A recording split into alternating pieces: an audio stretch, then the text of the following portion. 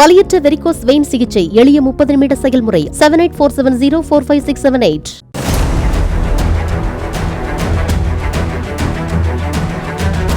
திமுக தேர்தல் ஒருங்கிணைப்பு குழு கூட்டம், தேர்தல் அறிக்கை தயாரிக்கும் குழு கூட்டம், தொகுதி பங்கீட்டு பேச்சுவார்த்தை குழு கூட்டம் என அறிவாலயமே பரபரப்பாக சுற்றி சுழன்று கொண்டிருக்கிறது.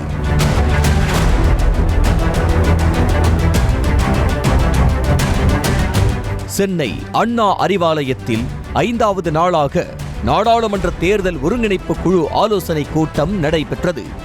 செவ்வாய்க்கிழமை நடந்த கூட்டத்தில் தூத்துக்குடி, கன்னியாகுமரி, மதுரை, தேனி மாவட்ட திமுக நிர்வாகிகளுடன் அமைச்சர்கள் KN நேரு, ஏவா வேலு, உதயநிதி ஸ்டாலின், தங்கம் தென்னரசு, அமைப்பு செயலாளர் RS பாரதி ஆகியோர் அடங்கிய குழு ஆலோசனை நடத்தியது.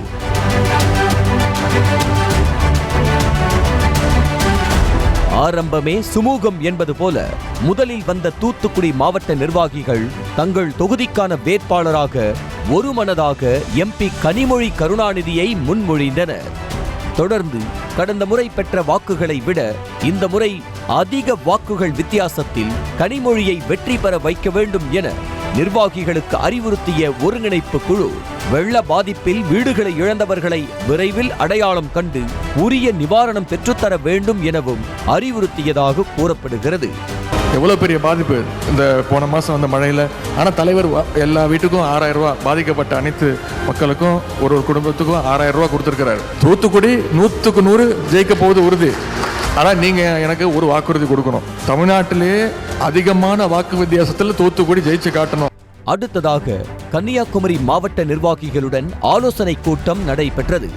அப்போது கன்னியாகுமரி தொகுதியை மீண்டும் காங்கிரசுக்கே ஒதுக்க திமுக நிர்வாகிகள் தரப்பில் சம்மதம் தெரிவித்ததாக தகவல் வெளியாகியுள்ளது.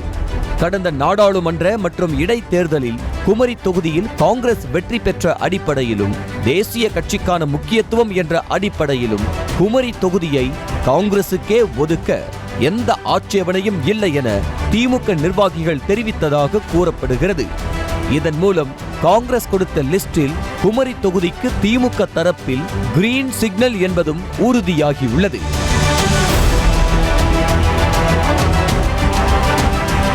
அதே சமயம் சட்டமன்றத்திலும் நாடாளுமன்றத்திலும் காங்கிரசுக்கே ஒதுக்கீடு செய்வதால் திமுகவின் வளர்ச்சியில் சுணக்கம் இருப்பதாக கூறிய குமரி நிர்வாகிகள் வரும் சட்டமன்ற தேர்தலில் குளச்சல் உள்ளிட்ட தொகுதிகளில் திமுக போட்டியிட வேண்டும் என வலியுறுத்தியதாக சொல்லப்படுகிறது. நிர்வாகிகளின் கருத்துக்களை பதிவு செய்து கொண்ட ஒருங்கிணைப்பு குழு குமரியில் காங்கிரஸ் பாஜக சமபலத்தில் இருப்பதால் கடந்த முறையை விட அதிக வாக்குகள் வித்தியாசத்தில் வெற்றி பெற வேண்டும் என கேட்டுக் கொண்டதாக கூறப்படுகிறது. கன்னியாகுமரியில் ஒலிக்க போற வெற்றி டெல்லி வரைக்கும் கேட்கணும். நம்முடைய ஒரே குறிக்கோள் பாசிச பாஜகவை வீட்டுக்கு அனுப்பணும். தொடர்ந்து கூட்டத்திற்கு வந்த தேனி மாவட்ட நிர்வாகிகளோ எடுத்த எடுப்பிலேயே தேனி தொகுதியை காங்கிரசுக்கு ஒதுக்க எதிர்ப்பு தெரிவித்ததாக கூறப்படுகிறது. கடந்த முறை தேனி தொகுதியை காங்கிரசுக்கு திமுக ஒதுக்கியிருந்த நிலையில் அந்த ஒரு தொகுதியில் மட்டும்தான் திமுக கூட்டணி தோல்வியை தழுவியது.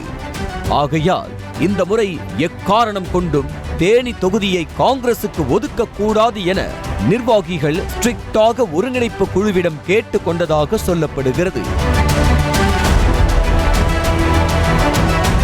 அடுத்ததாக அமைச்சர் மூர்த்தி தலைமையில் மதுரை மாவட்ட திமுக நிர்வாகிகளும் வந்தனர். வந்ததுமே தேனி நிர்வாகிகளைப் போல மதுரை தொகுதியை திமுகவிற்கு தான் ஒதுக்க வேண்டும் என கேட்டுள்ளனர். கடந்த முறை மதுரை தொகுதி மார்க்சிஸ்ட் கம்யூனிஸ்ட் கட்சிக்கு ஒதுக்கப்பட்டு சு வெங்கடேசன் போட்டியிட்டு வெற்றி பெற்றார். ஒரு சிலர் MP சு வெங்கடேசனின் செயல்பாடுகளுக்கு ஆதரவாக பேசினாலும் பெரும்பான்மையான திமுக நிர்வாகிகள் அதிருப்தி தெரிவித்ததோடு இந்த முறை மதுரை தொகுதியை திமுகவுக்கே ஒதுக்க வேண்டும் என கேட்க பதிலுக்கு தேர்தல் ஒருங்கிணைப்பு குழுவோ வேட்பாளர் அறிவிக்கும் பணியை கட்சி தலைமை பார்த்து கொள்ளும் என கூறி அனுப்பி வைத்ததாக கூறப்படுகிறது. ஆகையால் மதுரை தொகுதி மீண்டும் கூட்டணி கட்சிக்கா அல்லது திமுகவுக்கு கிடைக்குமா என தெளிவான முடிவு கிடைக்காமலேயே நிர்வாகிகள் கிளம்பிச் சென்றனர். வலியற்ற வெரிகோஸ் வெயின் சிகிச்சை எளிய 30 நிமிட செயல்முறை 7847045678. செய்திகளை உடனுக்குடனும் துல்லியமாகவும் தெரிந்து கொள்ள சப்ஸ்கிரைப் பண்ணுங்க.